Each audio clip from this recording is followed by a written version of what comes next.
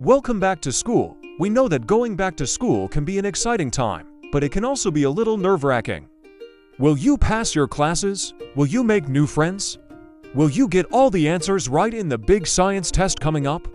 It's normal to feel some anxiety about going back to school. But there are things that might make you even more nervous. And one of those things may be what to do or not do when it comes to sex. We know that this can be a very confusing topic, so we're here to help. We've put together a list of 5 things that you should know before going back to school. Before we start, we want you to know that our goal is to provide you with accurate and reliable information so you can make informed decisions about your sexual health. We understand that this can be a difficult topic to discuss, but we believe that it's important to have open and honest conversations about sex. 1. Sexually transmitted infections are more common than you think. The Centers for Disease Control and Prevention (CDC) estimates that more than 20 million people in the United States are infected with a sexually transmitted infection, STI, each year. Many people who have STIs don't know they have them because many STIs don't cause symptoms. Getting tested for STIs is the only way to know if you have one. Some STIs like chlamydia and gonorrhea can cause serious problems down the road if left untreated. That's why it's important to know your status and get treatment if you need it. If you think you might be at risk for an STI, consider talking to your healthcare provider about testing options. If you're uncomfortable talking to your healthcare provider, you can always visit a sexual health clinic. These clinics are staffed by healthcare providers who specialize in sexual health and are there to help you get tested and treated for STIs. If you decide to get tested for STIs, remember that it's important to take care of your sexual health both before and after the test. Here are some things you can do to take care of yourself before your STI test. Make sure you go to the bathroom and empty your bladder before taking the test. Follow any other instructions from your healthcare provider. Don't douche or clean the area you will be tested because this can affect the results of the test. Remember, taking care of yourself before your STI test can help ensure that you get the most accurate results possible. And after your test, remember to follow any instructions from your healthcare provider for how often you should get tested in the future. Depending on your risk factors, this could be every 3, 6 months or more frequently. Remember, taking care of your sexual health is an ongoing process, and getting tested for STIs is an important part of that. 2. Consent is key. When it comes to sex, consent is key. This means that before any sexual activity happens, all parties involved must agree to it. It is important to remember that consent can be taken away at any time, and that no one should ever pressure you into doing something you do and want to do. You can say no for any reason, and you don't owe anyone an explanation. Remember, if someone is pressuring you to do anything you're not comfortable with, it's important to speak up and say no. If you feel like someone is not respecting your boundaries, trust your gut and remove yourself from the situation. If you're ever unsure whether or not you've given consent, you can use the mnemonic device phrase to help you remember the key components of consent.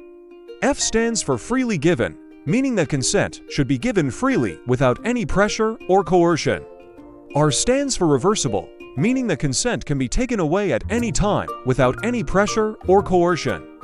I stands for informed, meaning that all parties should be fully informed about the sexual activity that is taking place. E stands for enthusiastic, meaning that all parties should be enthusiastic and excited to participate in the sexual activity. And finally, S stands for specific, meaning that consent should be specific to the sexual activity that is taking place. By using the Fry's model, you can help ensure that all parties are on the same page and that everyone is able to have a positive and enjoyable sexual experience. 3. You can be both sexually active and a virgin. Did you know that you can be both sexually active and a virgin? It may sound confusing, but it's true. Being sexually active refers to engaging in any sexual behavior, such as kissing, touching, or having intercourse. Being a virgin, on the other hand, refers to not having penetrative sex. So it is possible to engage in sexual activity without being penetrated and therefore still be considered a virgin.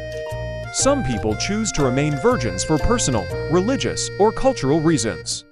Others may not be ready for penetrative sex yet, but still want to explore their sexuality through other means. And that's perfectly okay. There's no right or wrong way to explore your sexuality. What matters most is that you feel comfortable and safe doing what feels right for you. 4. Know your options when it comes to birth control. There are many different types of birth control available, from barrier methods like condoms and dental dams to hormonal methods like pills, patches, and rings. You can also explore non-hormonal options like the copper IUD, which is a long-acting, reversible contraception method that can be a great option for those who are looking for a highly effective form of birth control. It is important to find the right birth control method for you based on your individual needs and preferences.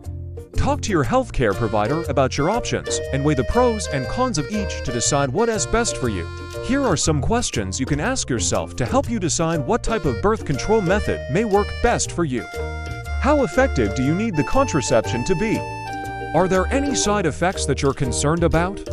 How easy is the method to use? How often do you need to use it?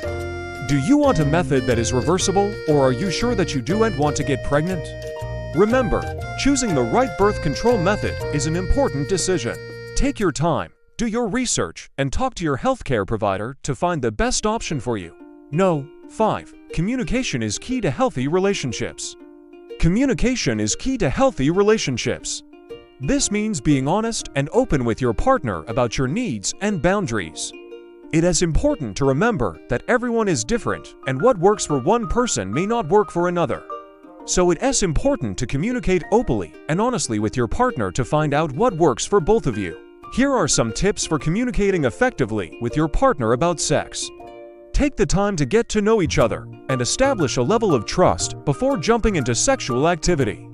This will help you both feel more comfortable and open with each other. Use I statements when communicating your needs and boundaries.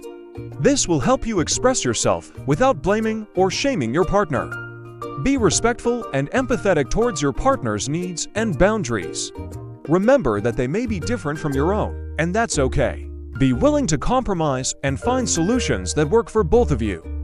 Don't be afraid to ask questions if you're unsure about anything. It's better to be safe and informed than sorry. Remember, good communication is essential for healthy relationships. By following these tips, you can ensure that you and your partner are able to communicate effectively about sex and maintain a healthy relationship. Before you go, we want to remind you that there are resources available if you need help or have questions about sexual health. You can visit our website to learn more about sexual health topics or contact us directly. You can also reach out to a trusted healthcare provider or counselor for confidential support and guidance. Remember, you're not alone and help is available if you need it. Thanks for watching and see you next time.